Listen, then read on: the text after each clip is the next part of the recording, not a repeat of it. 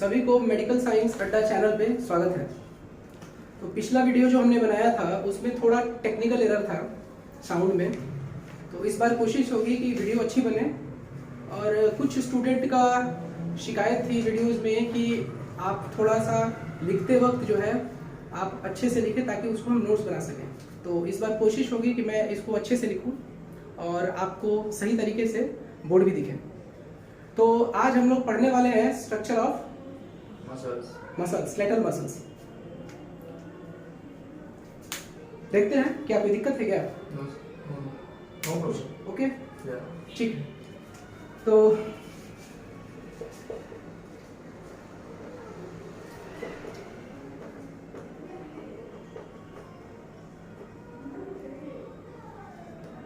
Structure of skeletal muscle. तो अभी लिखने का जरूरत नहीं है, पहले सुनते हैं, ठीक है? पहले सुनो उसके बाद देखो।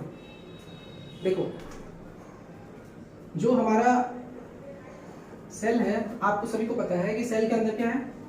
न्यूक्लियस है, बाहर सारे क्या है? ऑर्गेनल्स हैं, है ना? जैसे क्या है? जैसे माइटोकॉन्ड्रिया है, जैसे एंडोप्लाज्मिक रेटिकुलम है, गोल्जी बॉडीज है ना? तो बहुत सारे ऑर्गेनल है और ये मेरा क्या है? न्यूक्लियस है। एक नॉर्मल बेसिक सेल के अंदर न्यूक्लियस और ऑर्गेनल्स हैं, बाहर क्या है? सेल मेम्ब्रेन है। उसी तरीके से हमारे पास स्केलेटल मसल है, ठीक है? स्केलेटल मसल को हम क्या बोलते हैं? मसल सेल को मायोसाइट। जैसे मान लो कि हेपेटिक सेल्स है, यानी कि लीवर के सेल को क्या बोलते हो? हेपेटोसाइट्स। उसी तरीके से मसल के सेल को क्या बोल सकते हैं हम? मायोसाइट। एक और नाम, इस मायोसाइट को हम एक और नाम बोल सकते हैं क्या? Muscle fibre. क्या बोलेंगे हम? Muscle fibre. इस मायोसाइट को भी क्या बोल सकते हैं एक नाम? Muscle fibre. यानी कि मायोसाइट को मसल फाइबर नाम देने के पीछे कारण क्या है? Also called as muscle fibre.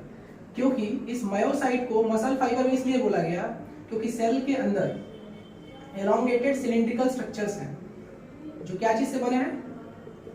Protein से। क्या चीज से बने हैं? प्रोटीन से। और इस प्रोटीन को बोलते क्या है हम लोग? मसल। ये जो मसल फाइबर है, ये देखो, मोनोसाइट बोल रहे हैं, सॉरी, मायोसाइट को क्या बोलते हैं हम लोग? Muscle fibre. तो इस सेल का नाम मसल फाइबर रखने के पीछे कारण क्या था?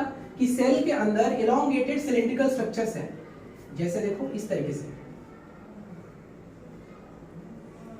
इस तरीके ढेर सारे एलोंगेटेड सिलिंड्रिकल स्ट्रक्चर्स हैं इस सेल के अंदर, और ये बना होता है प्रोटीन का। ये बना होता है प्रोटीन का। इसी एलोंगेटेड सिलिंड्रिकल स्ट्रक्चर्स को मायोफाइब्रिल बोलते हैं। हम लोग बोलते हैं मायोफाइब्रिल्स। और इसी मायोफाइब्रिल की वजह से इसका नाम क्या पड़ा? Muscle fibre. यानी कि एक ऐसा सेल जिसके अंदर एलोंगेटेड सिलिंड्रिकल स्ट्रक्चर्स हैं जो प्रोटीन का बना हुआ होता है, जिसे हम मायोफाइब्रिल्स बोलते हैं। और ये पूरी तरीके से बहुत एक्सट्रीमली है, बहुत ज्यादा है सेल के अंदर, बाकी सेल के कंपैरिजन। बाकी सेलों में ऐसा स्ट्रक्चर्स नहीं है। इसी वजह से मायोसाइट का हम एक और नाम क्या रखा? Muscle fibre. एक और खास बात, ये मान लो हमारा मसल फाइबर है जिसके अंदर हमारे पास क्या है? प्रोटीन का स्ट्रक्चर है, जिसको हम क्या बोल रहे हैं? एलोंगेटेड सिलिंड्रिकल स्ट्रक्चर, जिसे हम बोल रहे हैं क्या? मायोफाइबर। इसी के नाम पे इसका नाम पड़ा क्या? Muscle fibre. इस सेल को बोला हमने मसल फाइबर। लेकिन ये जो मसल फाइबर हैं, ये बाहर से कनेक्टिव टिश्यू से घिरे होते हैं। सारे मसल फाइबर, सारे मसल सेल्स, जिसको हम क्या बोलते हैं? एंडोमाइसियम। सारे मसल फाइबर, सारे मसल सेल, जिसको मायोसाइट बोलते हैं, बाहर से क्या चीज से घिरे हुए हैं? एंडोमाइसियम से, जो एक कनेक्टिव टिश्यू है। जो एक क्या है? कनेक्टिव टिश्यू है। आपके बॉडी में बेसिक कितने स्ट्रक्चर्स है? बेसिक कितने आपका टिश्यूज है? कितने बेसिक टिश्यू से बना हुआ है? 4 बेसिक टिश्यू से। ये बात तो सबको पता होगा। जैसे एपिथेलियल टिश्यू, जैसे कनेक्टिव टिश्यू और muscular tissue and nervous tissue. ये बेसिक 4 क्या है, फंडामेंटल टिश्यूज हैं जो आपके बॉडी में बने हुए हैं। तो हमने देखा क्या कि ये हमारा मसल फाइबर है जिसके अंदर क्या है, मायोफाइब्रिल है। इसी के बेसिस पे इस सेल का नाम पड़ा मसल फाइबर। और बाहर से है एक कवरिंग सारे मसल फाइबर में, जिसको हमने बोला कनेक्टिव टिश्यू का, जिसे हमने बोला एंडोमाइसियम। इसी तरीके से ढेर सारे मसल सेल लीजिए, इसी तरीके से ढेर सारे मसल फाइबर लीजिए, मसल फाइबर लीजिए और सबको एक बंडल में पैक कर दीजिए। तो पैक करने के लिए फिर से आपको बाहर से एक और क्या चाहिए, कनेक्टिव टिश्यू। फिर से आपको क्या चाहिए, कनेक्टिव टिश्यू। ये जो पूरा स्ट्रक्चर बना एक मसल बंडल का बना, इसे क्या बोलेंगे हम, मसल बंडल। यानी कि मसल फाइबर का, यानी कि मायोसाइट्स का क्या है, एक बंडल है। और इसको पैक करने के लिए हमको कनेक्टिव टिश्यू चाहिए, और उस कनेक्टिव टिश्यू को बोलते हैं पेरीमाइसियम। तो कोई पूछे कि पेरीमाइसियम किसका कवरिंग है, क्या बताइएगा, मसल बंडल का। और एंडोमाइसियम किसका कवरिंग है, मायोसाइट या मसल फाइबर का। ये है हमारा क्या, पेरीमाइसियम। ये है हमारा पेरीमाइसियम। अब एक काम करते हैं, ये इस तरीके से ढेर सारे मसल बंडल लेते हैं। इस तरीके से हम क्या करें, बहुत सारे मसल बंडल को फिर से पैक करते हैं एक में। और जब उसे पैक करेंगे हम एक स्ट्रक्चर में, उसे हम क्या बोलेंगे, मसल बेली। उसे हम बोलेंगे मसल बेली। यह एक मेरा मसल बंडल है, यह एक मेरा मसल बंडल है, यहाँ मसल बंडल है, ये मेरा मसल बंडल है। ये एक मसल बंडल है। मसल बंडल में क्या होगा, ढेर सारा मायोफाइब्रिल नहीं बोलेंगे, उसे क्या बोलेंगे, मसल फाइबर। मायोफाइब्रिल तो मसल फाइबर के अंदर है, प्रोटीन का स्ट्रक्चर है। तो क्या है इधर, मायोफाइब्रिल तो अंदर है। और सेल को क्या बोलेंगे, मसल फाइबर। सेल को क्या बोलेंगे, मसल फाइबर। तो यह मसल फाइबर है, यह भी एक मसल फाइबर है, यह भी एक मसल फाइबर है। अंदर मायोफाइब्रिल है, इसी के नाम पे तो इसे मसल फाइबर नाम पड़ा था, मायोसाइट का। इसके बाहर से कवरिंग किसकी है, कनेक्टिव टिश्यू की। क्या बोला हमने, एंडोमाइसियम। और इस सारे मसल फाइबर को, जिसे मायोसाइट भी बोलते हैं, इन सब को एक बंडल में बांधा, जिसे हमने क्या बोला, मसल बंडल। क्या बोला, और इसकी कवरिंग क्या है, पेरीमाइसियम। अब ढेर सारे मसल बंडल लिए हमने, ये मसल बंडल, ये मसल बंडल, ये मसल बंडल, फिर से इनको एक कवरिंग में बांधना पड़ेगा।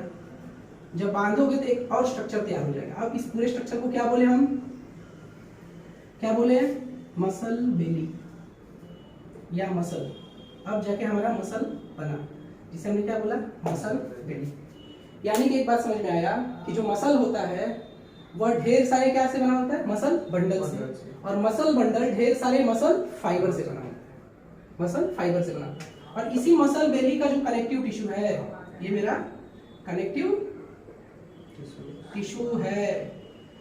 इसको हम क्या बोलते हैं, एपीमाइसियम।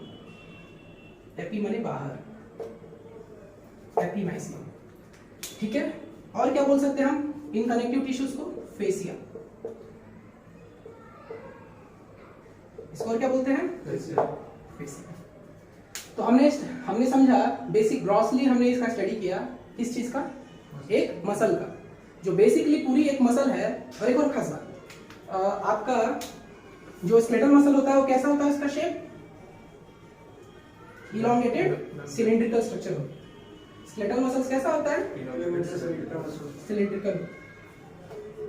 ये इस तरीके से होगा, एक सेल जो ऐसे बनाया होगा, तो आप कैसे देख रहे हो उसको, ऐसे, इधर से फ्रंट व्यू, क्रॉस सेक्शनल जो व्यू देख रहे हो, फ्रंट से देख रहे हो। लेकिन आप साइड व्यू देखोगे तो कैसा दिखेगा वो सेल, कैसा दिख रहा है एक्चुअल में, ये एक सिलिंड्रिकल सेल है, इलॉन्गेटेड सिलिंड्रिकल सेल है इस तरीके से। और इसका ये क्या है, मेम्ब्रेन। क्या है ये, सेल का क्या है ये, मेम्ब्रेन है। और एक और खास बात, सार्को वर्ड इस्तेमाल करते हैं मसल के लिए। कौन सा वर्ड इस्तेमाल करते हैं, सार्को का मतलब होता है फ्लैश। फ्लैश माने मांस हिंदी में। इसीलिए इसके मेम्ब्रेन को क्या बोले हम, प्लाज्मा मेम्ब्रेन ना बोल के क्या बोलते हैं हम, बोलिए सार्को क्या बोलते हैं? सार्कोमेर। बोलो सार्कोमेम्ब्रेन हाँ है ना। और एंडोप्लाज्मिक रेटिकुलम को क्या बोलते हो? Sarcoplasmic reticulum. ठीक है, तो अब यही है आपका क्या, ये क्या है? Muscle fibre. अरे भाई साहब ये मसल फाइबर है हमारा, ये एक सेल है, इसको और क्या बोल सकते हो? मायोसाइट। मसल फाइबर नाम क्यों पड़ा मायोसाइट का? क्योंकि इसके अंदर क्या है? प्रोटीन का एलोंगेटेड क्या है? स्ट्रक्चर्स। प्रोटीन का क्या है? एलोंगेटेड क्या है? स्ट्रक्चर्स, जिसको क्या बोलते हो? मायोफाइब्रिल्स। इसी प्रोटीन के वजह से बेचारे का नाम क्या पड़ गया? Muscle fibre. तो अभी हमने देखा क्या कि थोड़ी देर पहले हमने क्या देखा? ये क्या है? एक मायोसाइट है, मायोसाइट है। इसका एक और नाम क्या है? Muscle fibre. इस मायोसाइट को मसल फाइबर भी बोल रहे हैं क्योंकि इसके अंदर हमारे पास क्या है? एक इलोंगेटेड क्या है? ढेर सारे प्रोटीन के सिलिंड्रिकल स्ट्रक्चर्स हैं, जिसे हम क्या बोल रहे हैं? मायोफाइब्रिल्स। अब हमें पढ़ना है किसके बारे में? अब अंदर घुसते हैं सेल के अंदर और स्टडी करते हैं किसको? मायोफाइब्रिल को, और देखते हैं, समझते हैं मायोफाइब्रिल क्या चीज से बना है, कौन कौन से प्रोटीन इसमें है। देखो मायोफाइब्रिल्स, ये जो मायोफाइब्रिल है इसके अंदर एक्चुअल में 3 तरीके के प्रोटीन है। 3 तरीके के प्रोटीन है ना। मसल सेल्स के अंदर मायोफाइब्रिल्स में 3 तरीके के प्रोटीन है। पहला प्रोटीन क्या है?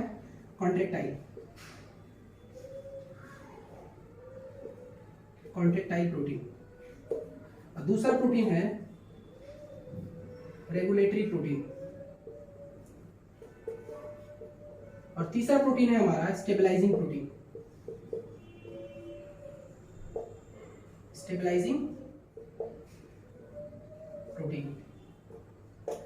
ठीक है, 3 तरीके की क्लासिफिकेशन है, इसके अंदर 3 प्रोटीन है।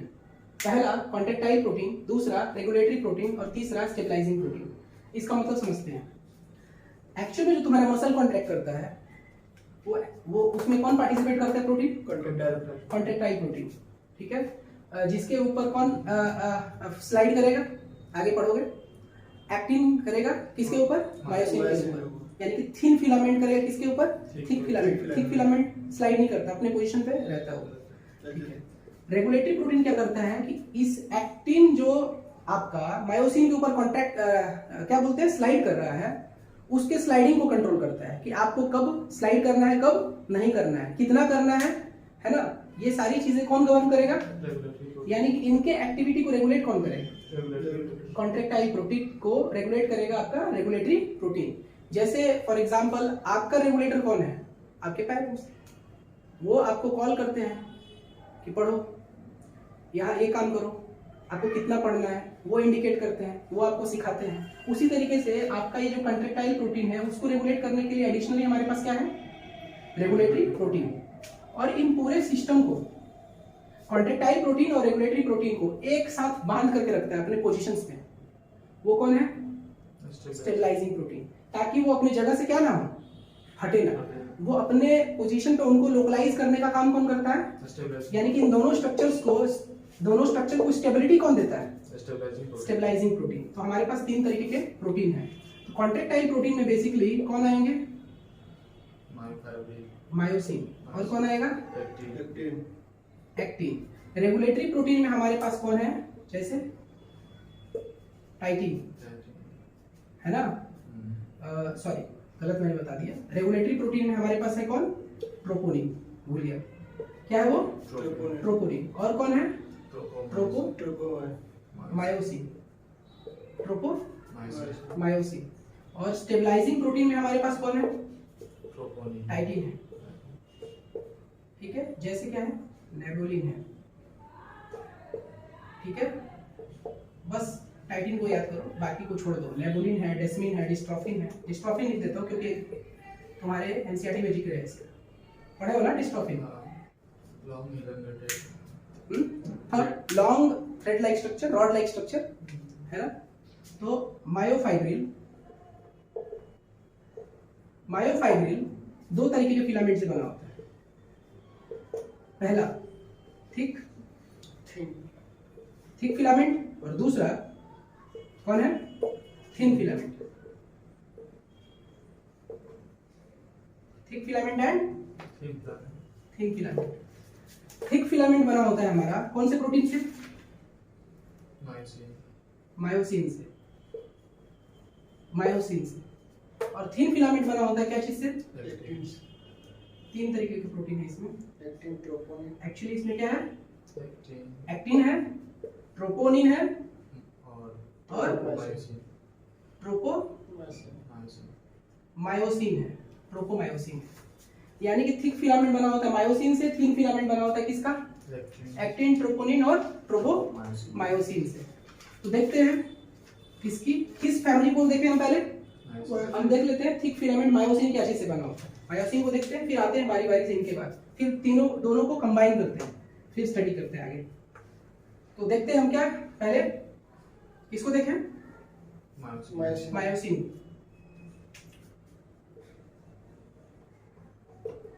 मायोसिन। देखो ये मान लो मेरा डीएनए है और मान लो ये जीन है। इस जीन का क्या होगा, मान लो ट्रांसक्रिप्शन, और क्या बना mRNA। फिर इसका क्या कर लिया मैंने, ट्रांसलेशन, और क्या बना पॉलीपेप्टाइड चेन, है ना। यही होता है। अब होता क्या है कि इस पॉलीपेप्टाइड चेन को किसमें जाना होगा, मान लो एंडोप्लाज्मिक रेटिकुलम, मतलब कि ये बना कहाँ, endoplasmic reticulum, rough endoplasmic reticulum पर। और यहीं पे बनने के बाद इसका क्या होगा, मान लो कुछ क्या होगी, मॉडिफिकेशन। साथ ही साथ उसके बाद फिर कहाँ इसको भेजा जाएगा, गोल्जी बॉडीज में। इसमें क्या किया जाएगा, अगर कार्बोहाइड्रेट जोड़ना हो तो जोड़ा जाएगा, लिपिड जोड़ना हो जोड़ा जाएगा, है ना। जो भी इसमें मॉडिफिकेशन करना है, साथ ही साथ इसका क्या किया जाएगा, स्ट्रक्चरल मॉडिफिकेशन। हम क्या करेंगे, polypeptide chain, rough endoplasmic reticulum, Golgi bodies, फिर क्या किया जाएगा, उसका ऐड किया जाएगा कार्बोहाइड्रेट जोड़ना हो जोड़ा जाएगा, जिसको ग्लाइकोसाइलेशन बोलते हो। क्या बोलते हैं हम लोग, ग्लाइकोसाइलेशन, जिसमें स्ट्रक्चर प्रोटीन में क्या जोड़ा हमने, कार्बोहाइड्रेट, क्या जोड़ा हमने, मान लो लिपिड, या इसी को बोलो ग्लाइकोसाइलेशन। और साथ ही साथ उसका स्ट्रक्चरल क्या किया गया, मॉडिफिकेशन, उसके 3 डिग्री में कन्वर्ट किया गया, 2 डिग्री में कन्वर्ट किया, जो भी जरूरत पड़ा जिस हिसाब से। थोड़ा सा बंद कर लेते हैं। तो ग्लाइकोसाइलेशन हमने देखा, और मॉडिफिकेशन के बाद तब जाके हमारा क्या होता है, कोई प्रोटीन तैयार होता है। तो अब देखते हैं मायोसिन कैसे बनता है। मायोसिन हमारा बनता कैसे, देख लेते हैं अभी थोड़ी देर में। देखो होता क्या है,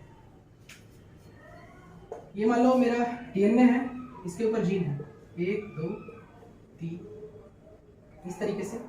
होता क्या है कि मायोसिन में 4 लाइट चेन के जीन होते हैं, 4 लाइट चेन होते हैं, मतलब 4 पॉलीपेप्टाइड चेन बनेंगे। किस चीज का, जिसका लेंथ क्या होगा, शॉर्ट होगा, छोटा लेंथ का होगा, 4 पॉलीपेप्टाइड चेन का। और 2 पॉलीपेप्टाइड चेन का लेंथ क्या होगा, काफी बड़ा होगा। यानी कि टोटल कितने पॉलीपेप्टाइड चेन से बन रहा है मायोसिन, 6 पॉलीपेप्टाइड चेन से बन रहा है। तो जो 4 लाइट चेन से बना हुआ है, इससे उसका देखो टेल तैयार होता है। क्या तैयार होगा, टेल। और स्ट्रक्चर देखो कैसा होगा उसका,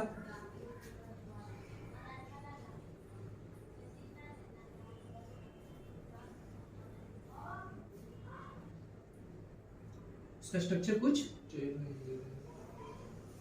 ऐसा होगा, ठीक है।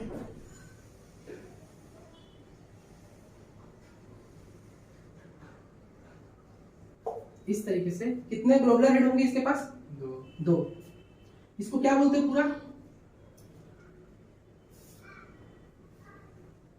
क्या बोलेंगे? ग्लोबुलर हेड होगा और क्या होगा इसमें? नेक होगा और क्या होगा? और टेल होगा। तो देखो ग्लोबुलर हेड होगा, नेक होगा और क्या होगा? टेल होगा। ये देखो, ये क्या है अपना? उसका हेड है और ये क्या है उसका? नेक है। ठीक है, इन दोनों को मिला देते हैं तो क्या बोलते हैं? Cross arm. क्या बोलते हैं इसको? Cross arm. हेड और नेक को मिला के क्या बोलते हैं? Cross arm. और नेक को एक और नाम क्या बोलते हैं? नेक को शॉर्ट आर्म। नेक का एक और नाम क्या है? Short arm. यानी कि शॉर्ट आर्म और हेड मिलके क्या बनता है? Cross arm. ठीक है, और ये क्या अपना? टेल है। तो इस टेल में टोटल कितने लाइट चेन है? 1 2 3 4। कितने लाइट चेन से मिलके बना होगा? 4 लाइट चेन से। ठीक है, 4 लाइट चेन से। और ये क्या चीज से मिलके बना होगा? हेड और क्या? Short arm. यानी कि क्रॉस आर्म क्या चीज से मिलके बना होगा? दो हैवी चेन से। टोटल कितने चेन है हमारे पास? पॉलीपेप्टाइड चेन 6 पॉलीपेप्टाइड चेन है हमारे पास टोटल। और एक और बात, इस पूरे यूनिट को क्या बोलते हैं? तब जाके एक क्या तैयार हुआ? मायोसिन नहीं तैयार हुआ, ये उसका मोनोमर है। मायोसिन का भी क्या तैयार हुआ? मोनोमर। और इसके मोनोमर को क्या बोलते हैं? मेरोमायोसिन। क्या बोलते हैं इसको? मेरोमायोसिन। अब क्या करेंगे? अब ये मेरोमायोसिन ढेर सारे क्या ले हम? मेरोमायोसिन। तब जाके क्या तैयार होगा? तो myosin is a polymer of तो मेरोमायोसिन ऐसे अगर जोड़ू मैं, मेरोमायोसिन और मेरोमायोसिन, तब जाके क्या तैयार होगा? बोलो, मायोसिन। यानी कि ऐसे इसको एक यूनिट को क्या बोला मैंने? मेरोमायोसिन। ये एक मोनोमर है इसका, मायोसिन का। इसकी पॉलीमराइजेशन होगी। अब बताओ, polymerisation is a physical property और chemical property? It's a chemical property, क्योंकि वहां पे क्या बनेगा? आपस में एक दूसरे से बॉन्ड बनाएंगे। कौन सा बॉन्ड बनाएंगे? Chemical bond. यानी कि मेरा ये क्या है? एक बोलो, मेरोमायोसिन। ऐसे क्या होंगे? ढेर सारे क्या होंगे? फिर से क्या होगा? एक और मेरोमायोसिन। होता क्या है कि इस तरीके से स्ट्रक्चर होता है, इस तरीके से।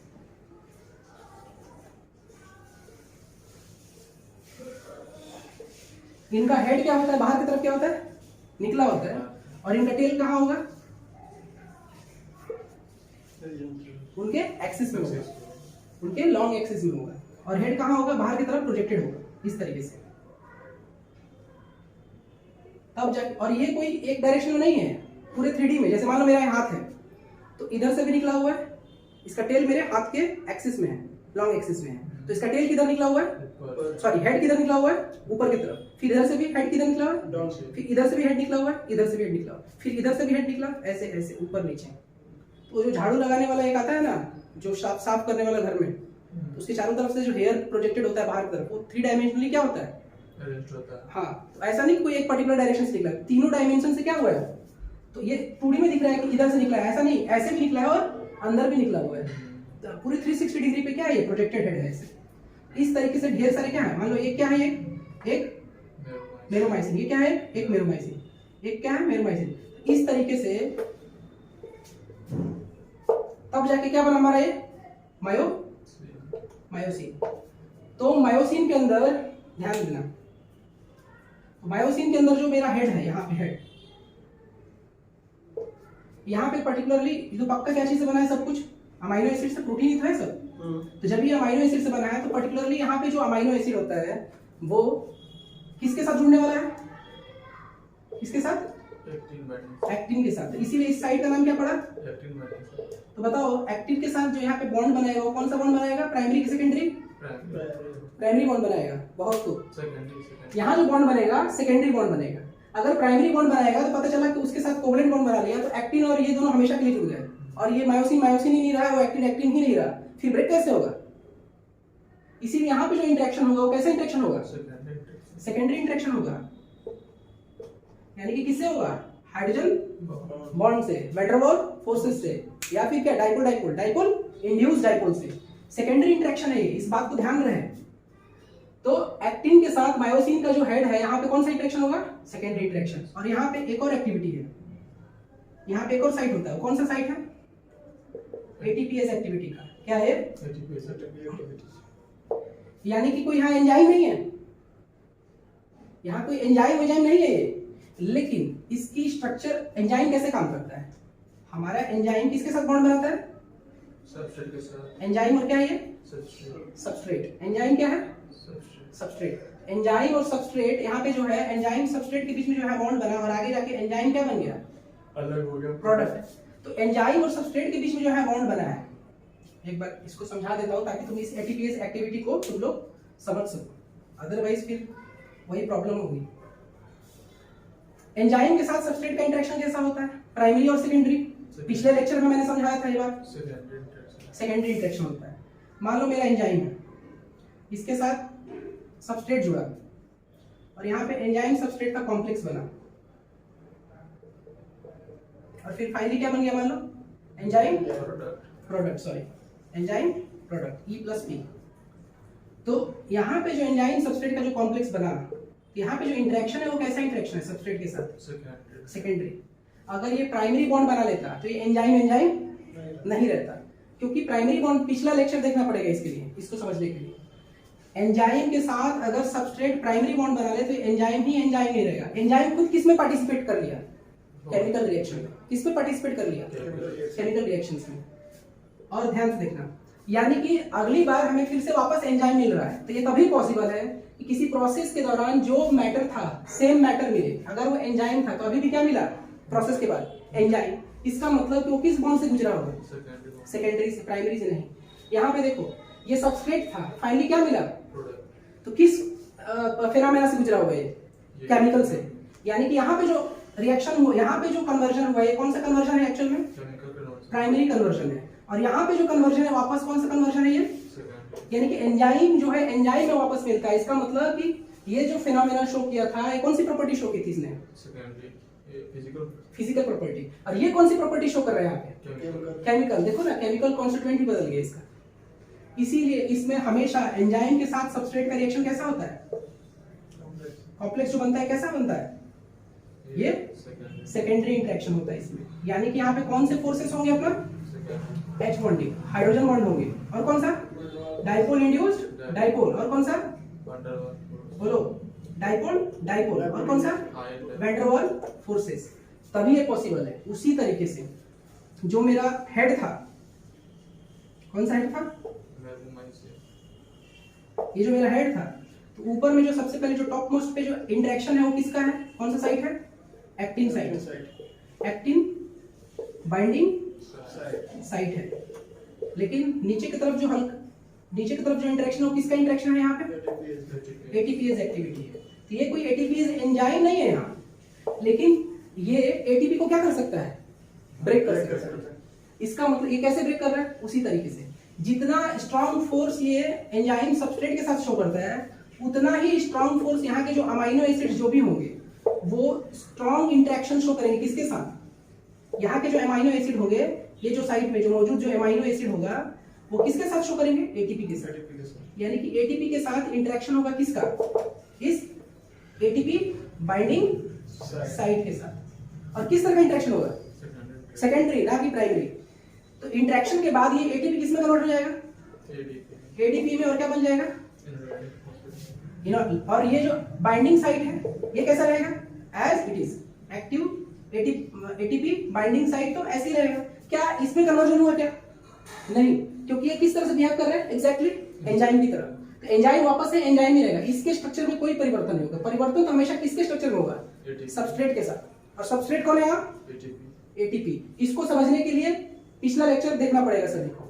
अगर जिसको भी ये समझना है कि ये इंटरेक्शन हो कैसे रहा है, इसके लिए आपको मेरा पिछला लेक्चर देखेंगे तब आपको समझ में आएगा। मायोसिन जो तुम्हारा प्रोटीन है, हमने समझा कि इसका जो मोनोमर है उसका नाम मैंने बताया अभी कुछ देर पहले, क्या बोलते हैं इसको? मायोसिन, इसके मोनोमर को बोलते हैं, मोनोमर को बोलते हैं। और ये जो मेरोमायोसिन है, एक मेरोमायोसिन दो तरीके से बना हुआ है। कौन सा? एक क्या है? हैवी मेरोमायोसिन, और एक क्या है? लाइट मेरोमायोसिन।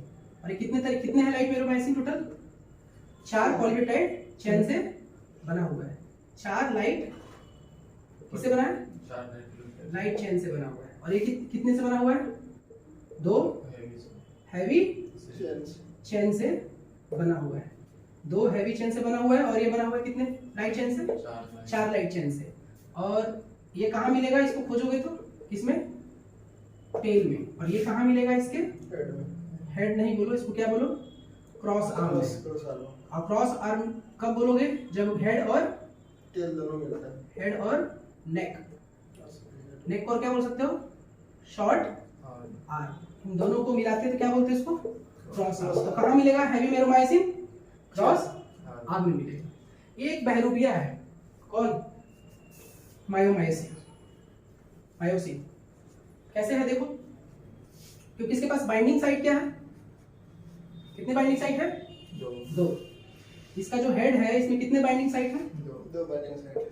हेड में कितने बाइंडिंग साइट है इसके? 2। एक बाइंडिंग साइट किसके लिए है भाई? Actin binding site. और दूसरा बाइंडिंग साइट किसके लिए है भाई?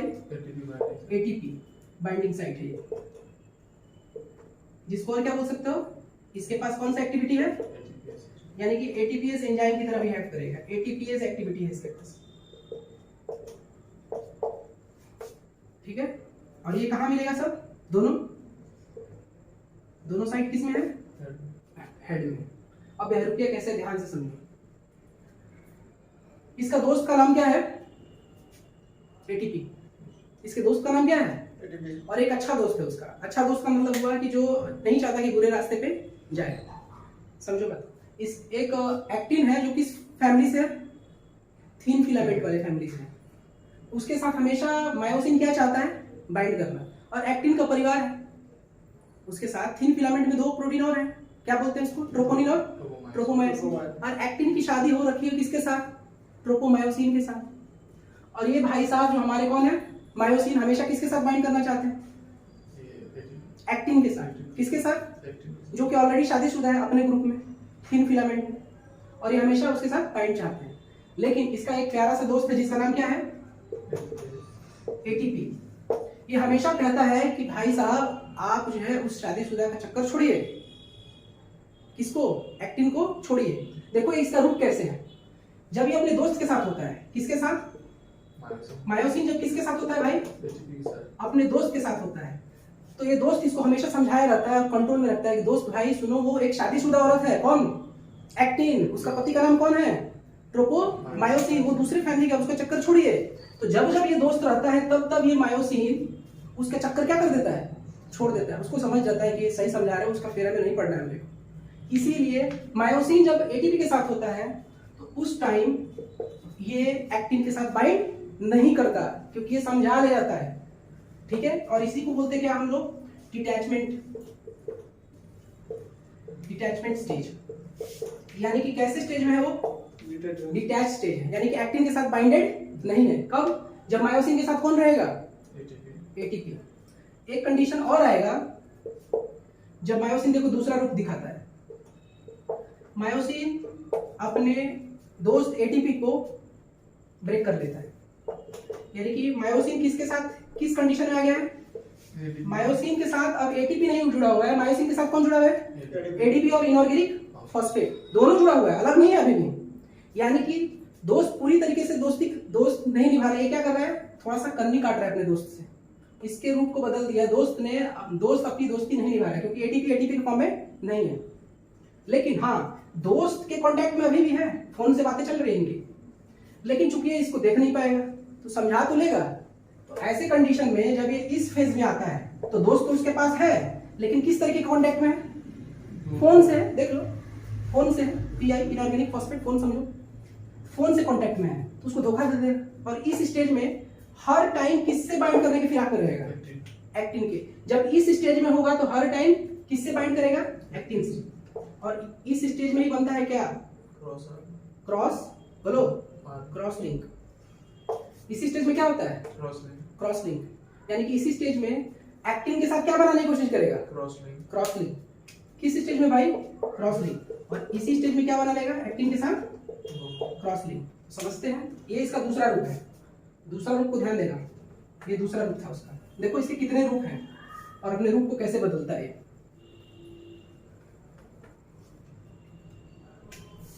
पहला स्टेज हमने देखा क्या? मायोसिन किसके साथ है? एटीपी के साथ। तो उस स्टेज में इसका एक्टिन से कोई लेना देना नहीं है। एक्टिन से क्या है? कोई लेने देना नहीं है। ये है स्टेज कौन सा अपना? बताइए। मायोसिन जब एटीपी के साथ बाइंड किया तो कौन सा स्टेज है? डिटैच स्टेज है।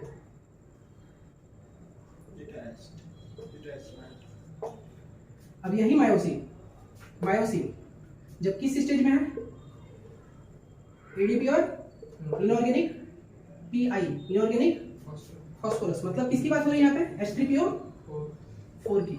लेकिन ये दोनों अभी भी किससे जुड़े हुए हैं? लेकिन दोस्ती तो है, लेकिन दोस्ती दूरी बन चुकी है। थोड़ी फोन पे बातें चल रही है, देखो ना, ब्रेक हो चुके हैं। ऐसे कंडीशन में बात नहीं मानेगा, क्योंकि फोन दोस्त देख नहीं रहा, उसको झूठ बोलेगा। ऐसे कंडीशन में किससे जुड़ लेगा? हर टाइम किससे बाइंड करने की फिराक में रहेगा? एक्टिन के साथ बाइंड किया है। ध्यान रहे यहाँ पे कौन सा फोर्स दिखाया मैंने? जब इस तरीके से डॉटेड दिखाता हूँ तो समझो कौन सा फोर्स है ये? Secondary force. और ये है क्रॉस लिंक स्टेज।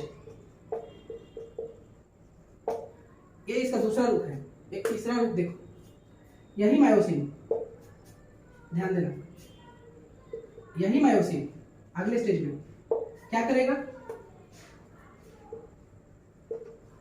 एडीपी को क्या रखेगा साथ में। और अब फोन पे भी बातें नहीं हो रही, दोस्ती है, लेकिन अब फोन पे भी बातें नहीं हो रही। कुछ देर के लिए दोस्त फोन पे भी बात करना क्या किया है? बंद किया। ऐसा नहीं कि दोस्त से प्यार नहीं करता मायोसिन, अपने दोस्त से ऑलरेडी क्या करता है? प्यार है। देखो ना, मायोसिन का एडीपी के साथ प्यार है। तो ऐसे कंडीशन में क्या करेगा? फुल कॉन्ट्रैक्शन करेगा एक्टिन के साथ। क्या करेगा? दोस्त तो फोन से भी अब डिस्टर्ब नहीं कर रहा, तो पूरा जो एक्टिन के साथ जो कांड करना है वो सारा यहाँ पे कांड हो जाएगा। ध्यान दो। तो इस कंडीशन में पूरी तरीके से क्या होने वाला है? एक्टिन के साथ इस समय पूरी तरीके से एक्टिन के साथ क्या हो रहा है? कॉन्ट्रैक्शन। और ये कौन सा स्टेज है? कॉन्ट्रैक्टिंग स्टेज है। कौन सा स्टेज है? और इसको क्या बोल सकते हैं? Power stroke stage. क्या बोल सकते हैं इसको? Power stroke stage. कौन सा स्टेज है? Power stroke stage. यानी कि एक्टिन के साथ कौन जुड़ा? मायोसिन तो जुड़ा हुआ है, लेकिन अब सिर्फ जुड़ा नहीं है, अब इसको क्या किया जा रहा है? कॉन्ट्रैक्ट भी कराया जा रहा है। इसीलिए कौन सा स्टेज है? हाँ, इनऑर्गेनिक फास्फोरस कहाँ गया? इनऑर्गेनिक फास्फोरस तो भाई साहब क्या हो चुके हैं? उस पूरे ग्रुप से अलग हो चुके हैं। मायोसिन सिर्फ किससे जुड़ा हुआ है? एडीपी के साथ। ये तीसरा रूप रहा भाई साहब। चौथा रूप देख लो। अब तो पूरा दोस्त से दोस्ती ही खत्म, भाड़ में जाए दोस्त। प्यार तो था दोस्त से, लेकिन फोन पे बात करना बंद किया था। अब तो दोस्ती ही तोड़ दिया हमेशा के लिए। यानी कि अब मायोसिन सिर्फ और सिर्फ क्या है? अकेले है। अब मायोसिन जब पूरी तरह से अकेले होगा तो अब पूरी तरीके से किससे बाइंडेड होगा? पूरा कॉन्ट्रैक्ट करके एकदम रिलैक्स, एकदम बेडरूम में मस्त सोया हुआ एकदम। अब ये अपना मायोसिन किसके साथ बाइंडेड है? एक्टिन से। और बेचारा एडीपी को भी त्याग दिया, पूरी दोस्ती तोड़ दी। अब इस केस में एडीपी भी अलग हो चुका है। ये जो स्टेज है इसका, सिर्फ मायोसिन किसके साथ बाइंडेड है? एक्टिन के साथ। ये स्टेज फुल कॉन्ट्रैक्टेड स्टेज है। यानी कि जो काम था वो सब कुछ क्या कर लिया गया? निपटा लिया गया। ये कौन सा स्टेज है भाई? पूरी तरीके से कॉन्ट्रैक्टेड स्टेज है। मैं बोल रहा हूँ कॉन्ट्रैक्टेड मतलब कॉन्ट्रैक्शन ऑलरेडी क्या हो चुका है? फुल हो चुका है। और ये कौन सा स्टेज था? कॉन्ट्रैक्ट किया जा रहा था, प्रोसेस में है, स्ट्रोक दिया जा रहा था अभी। यानी कि at the time of performance है ये, आफ्टर द परफॉर्मेंस। बेड पे आराम से क्या कर लेगा? रिलैक्स मूड में है बेचारा मायोसिन। किसके साथ? एक्टिन के साथ फुल। अब देखते हैं इसका लास्ट स्टेज है। अगला स्टेज क्या होगा इसका? कितने स्टेज बताया मैंने? 1 2 3 4। पहले स्टेज में जब मायोसिन किसके साथ है? एटीपी के साथ, प्यारा सा दोस्त फुल बॉन्डेड स्टेज में है, तो ये कभी भी एक्टिन के साथ इसका दोस्ती नहीं होने देगा। इसको बोलते हैं डिटैचमेंट स्टेज। अगला हल्का सा इसमें फास्फोरस, इनऑर्गेनिक फास्फोरस जब अलग होगा, लेकिन एडीपी और इनऑर्गेनिक फास्फोरस अभी भी किसके साथ जुड़े हैं? मायोसिन के साथ। तो ऐसे कंडीशन में एक्टिन के साथ क्या बना सकता है? बॉन्ड बना सकता है। सिर्फ बॉन्ड बनाया है, उसको क्या बोलेंगे? Cross link stage. लेकिन कॉन्ट्रैक्ट नहीं कर सकता। कॉन्ट्रैक्ट तो तभी करेगा जब क्या निकलेगा? इनऑर्गेनिक फास्फोरस जैसे निकलता है, तो ऐसे केस में क्या हो जाएगा? कॉन्ट्रैक्शन स्टार्ट हो जाएगी। इसको बोलते हैं कॉन्ट्रैक्टिंग स्टेज, जिसमें मायोसिन किसके साथ बॉन्ड है? एडीपी के साथ। इसमें फास्फोरस है ही नहीं, तो अब इसका मतलब कि एटीपी का यूज अब किया जा चुका है। ऐसे कंडीशन में कौन सा स्टेज कहलाएगा ये? इसको बोलते हैं पावर स्ट्रोक स्टेज। अब तो भाई दोस्ती ही पूरी खत्म हो गई है, कोई कांटेक्ट नहीं, फोन बात छोड़ो, प्यार मोहब्बत सब खत्म अपने दोस्त से। तो अब जब प्यार दोस्त से ही खत्म हो गया, तो प्यार किसके साथ बन चुका है पूरी तरीके से? मायोसिन के साथ। और इस स्टेज को बोलते हैं क्या? अकेला मायोसिन बिंदास किसके साथ घूम रहा है? एक्टिन के साथ। और एक्टिन अपना पूरा परिवार वगैरह छोड़ दिए, वो हस्बैंड भी कौन था इसका? ट्रोपोमायोसिन और ट्रोपोलिन उसका सिस्टर थी, उसको भी त्याग दिए और किधर आ गई है? फुल मायोसिन के साथ। और ये अपना स्टेज था क्या? Full contracted stage. एक इसका 5वां स्टेज भी है, जिसमें वापस फिर से दोस्ती को क्या किया जाता है? जो मन मुटाव था वापस क्या किया जाएगा? ठीक किया जाएगा। और उस स्टेज में कौन आएगा? फिर से वापस क्या होगा? एटीपी आ जाएगा। तो ऑलरेडी मैंने कौन सा स्टेज दिखाया था? ऊपर वाला। ओवरऑल यही है हमारे पास क्या? 4 स्टेज। और इन्हीं 4 स्टेजों में ये सारा काम होता है। तो मैंने इसके 4 रूप दिखाए, किसके? मसल कॉन्ट्रैक्शन के। अभी कॉन्ट्रैक्शन मैंने पढ़ाया ही नहीं, मैं तुम्हें समझाना चाहता हूँ कि मायोसिन अपने केमिकल स्ट्रक्चर में किन किन रूपों में पाया जा सकता है। तो मायोसिन के साथ जो एडीपी का इंटरेक्शन है वो कैसा इंटरेक्शन है भाई? सेकेंडरी इंटरेक्शन है ना? लेकिन जैसे मायोसिन जब इंटरेक्शन है किसके साथ? एटीपी के साथ। कौन सा इंटरेक्शन है ये? सेकेंडरी। लेकिन मायोसिन जब किसके साथ इंटरेक्शन किया है? एडीपी और क्या हुआ है? Inorganic phosphorus. तो ये जो मायोसिन है, यहाँ पे जो इंटरेक्शन है, ये कौन सा इंटरेक्शन है यहाँ पे? मायोसिन का एडीपी के साथ अभी भी क्या है? सेकेंडरी। लेकिन एटीपी जो ब्रेक हुआ है, इनऑर्गेनिक फास्फोरस ब्रेक हुआ है, ये कौन सा इंटरेक्शन हुआ? ये केमिकल इंटरेक्शन है। ध्यान रहे, यहाँ पे केमिकल रिएक्शन हो चुका है। ये है अपना केमिकल रिएक्शन, यहाँ पे हो चुका है प्राइमरी इंटरेक्शन जिसको बोलते हो। यहाँ एक केमिकल रिएक्शन है, यहाँ पे ध्यान रहे। तो इस चीज को जिसको भी समझना है कि कहाँ प्राइमरी इंटरेक्शन होता है, कहाँ सेकेंडरी इंटरेक्शन होता है, तो सारे स्टूडेंट से अनुरोध है कि पिछला वीडियो देखें हमारा।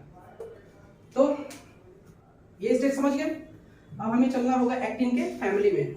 जिन बच्चों को भी सेकेंडरी इंटरेक्शंस और प्राइमरी इंटरेक्शंस नहीं समझ में आ रहा है, वो सारे बच्चे मेरे पिछले वीडियोस देखें। थोड़ा टेक्निकली साउंड में प्रॉब्लम है, फिर भी कोशिश कीजिए कि आप उस वीडियो को देखें और समझें, तब जाके बाकी बायोलॉजी के मेरे सेशंस को देखें। क्योंकि बायोलॉजी समझना है तो 2 फोर्सेस को जानना बहुत जरूरी है।